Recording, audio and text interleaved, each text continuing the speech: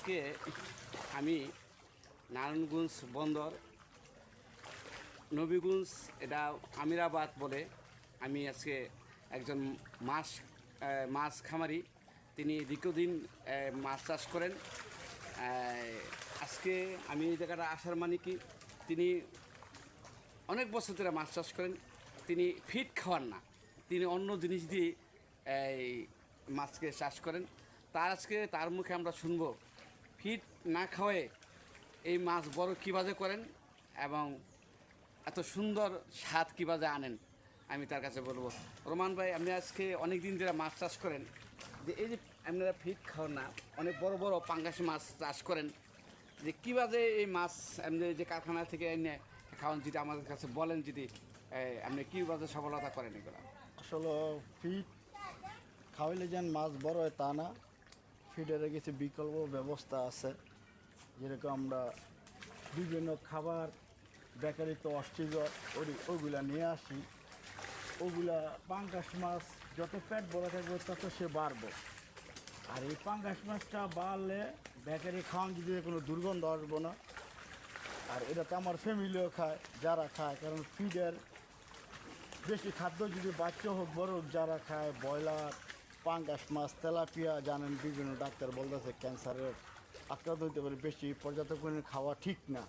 তার জন্য আমি সেই বিকল্প ব্যবস্থাটা নিচ্ছি, যে ফিড ছাড়া কীভাবে মাছের স্বাবলম্বী করে এক বছরে বাজারজাত করা যায়। তার জন্য আমি এই বেকারি যে ওয়াশপিসগুলো আছে 15 টাকা কিলো কিনে নিয়ে আসে খাওয়াই। আপনার জিনিসটা আমি তো অনেক দিন ধরে দেখি, যদি একটা আপনি মাছ খামার করেন না, সব জায়গায় জানেন আপনি এই বেকারি।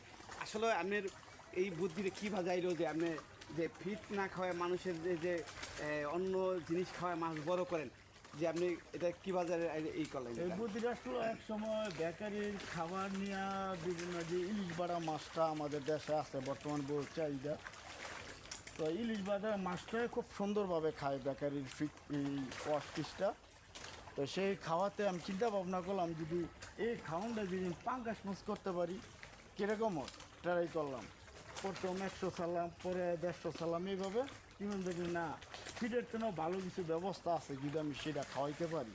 এটা তো অনেক বড় হয়, আমি দেখলাম একটা কয় কেজি ওজন হয় এইগুলা আমি খাওয়াই। দেখেন 10টা কেজি ছাড়ছি, এখন প্রায় 10 মাস। যেটা ছোটো সেটাও 1 কেজি। ঠিক আছে, আপনি কি বাজার সফলতা আছেন এই ব্যবসা করে, কতটুকু রকমান আছেন? আপনি তো আর কোনো ব্যবসা নাই, এই মাছ চাষ করি আপনার ব্যবসা। আমার 4টা পুকুর আছে, আর 4টা পুকুরের ভিতরে এটা আমার এককভাবে পুকুর, আর সবগুলোতে পার্টনার আছে। তাই জন্য আপনারা যে গাতাটা দেখতেছেন, গাতা বললে ছিল, পুকুর বললে চলেন, এর এক সময় অকাজু পুকুর ছিল। এটা আসলে এটা আমি প্রতিদিন না বললে চলবে, একটা মহল্লার ভিতরে পানি, বৃষ্টির পানি বন্দি হয়ে থাকে। এই জায়গায় কোনো আপনি নদীর পানিও না, কিছু না, এটা বৃষ্টির পানি। এই বৃষ্টির পানিতে আপনারা এই যে মাছ চাষ করতেছেন, এটা একটা সফলতা যদি বলেন, যে বৃষ্টির পানিতে মাছটা এত বড় হয় কিভাবে? এটা তো অন্য জায়গায় তো না। আপনার সালাম ভাই দেখেন, প্রায় সময় জন্য এখানে আমার 2 বস্তা 3 বস্তা পলিথিন তুলতে দেখেন। এই পলিথিনগুলো থাকলে মাছ ভিতরে গেলে মাছ মারা যায়। তার জন্য আমি প্রতিদিনই কিছু না কিছু পলিথিন তুলে ফেলি। আর এই পানিটা, বৃষ্টির পানি যাওয়ার মতন কোনো ব্যবস্থা নেই, সব ময়লা এই জায়গাতেই পড়ে। ড্রেনের ব্যবস্থা নেই, অনেকে ময়লা বৃষ্টির সঙ্গে ফালাই দেয়। তার জন্য এটা মাসে একবার চুনা মারি এবং লবণ মারি, পানিটা ফিল্টার রাখার জন্য, মাছটা কালার সাদা থাকার জন্য, যাতে পানির খারাপ জিনিসটা যাতে মাছের উপরে না পড়ে।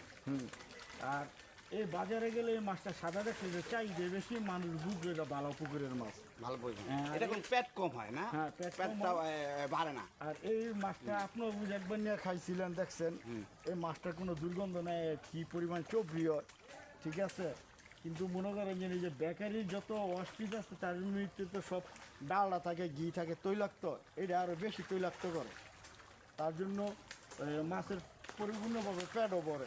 ঠিক আছে, তো ফিডের থেকে আমি মনে করি যে যদি বেকারের ওয়াশপিসগুলো যদি যত আমার মতন যারা মাছ চাষি লোক আছে তারা যদি খাওয়ায়, আপনারা এই পর থেকে গোবর খাওয়ান, ফিট খাওয়ানোর থেকে সরে এসে যদি এরকম বেকারি হ্যাঁ, খাওয়া, বেকারি- যে বেকারির বিস্কুট, বেকারির হ্যাঁ। যে থাকে যেগুলা, থাকে, হ্যাঁ। যে পরে এগুলা আপনারা খাওয়ান আর কি। এগুলো খাওয়ান। এগুলা করলে আর ক্যান্সারে আর মানুষের ক্যান্সারে ক্ষতি হয় না। মানুষের ক্ষতি হয় না। এটা তো সবাই করতে পারে ইচ্ছা কারণ করে। এটা আমার মাইও খায়, পোলাও খায়, আমিও নিজে এটা তো খাই। সব জায়গায় তো বেকারি নাই, এই কি করবে, এটা তো সব জায়গায় নাই, তারা কি এটি- বুদ্ধিতে আছে তার? বর্তমান এই যে- বেকারি তো অবশ্যই আছে, যারা মাল ডেলিভারি দেয় বিভিন্ন দোকানে, রুটি কেক, তাদের সাথে যোগাযোগ করলে অবশ্যই আছে। তার এমন পার্টি আছে বিভিন্ন জায়গায় আজকে নিয়ে যায়। আজকে শুনতে পারলেন রোমান ভাইয়ের কথা, যে আমি নারায়ণগঞ্জ থেকে আজকে এই মাছ চাষ করেন, তিনি দীর্ঘদিন মাছ চাষ করেন। তার মুখে কথা শুনতে পারলেন, তিনি ফিট বাদ দিয়ে মুরগি পচা আবে যাবে বাদ দিয়ে তিনি বেকারির যে খাদ্য, যে গুঁড়া থাকে, এই দিয়ে তিনি মাছ চাষ করেন। আপনারাও যদি ভালো লাগে আমাদের এই উদ্যোগটা নিতে পারেন। আর এই উদ্যোগটা নিলে মনে হয় খুবই একটা লাভজনক এই জিনিস। আপনারা আমাদের সাথে থাকবেন, আর সবসময় আমি মাছ চাষে সবসময় যেন আমি ভিডিও করে আপনাদের মাঝে দেখাতে পারি, এটার জন্য পাশে থাকবেন। ধন্যবাদ।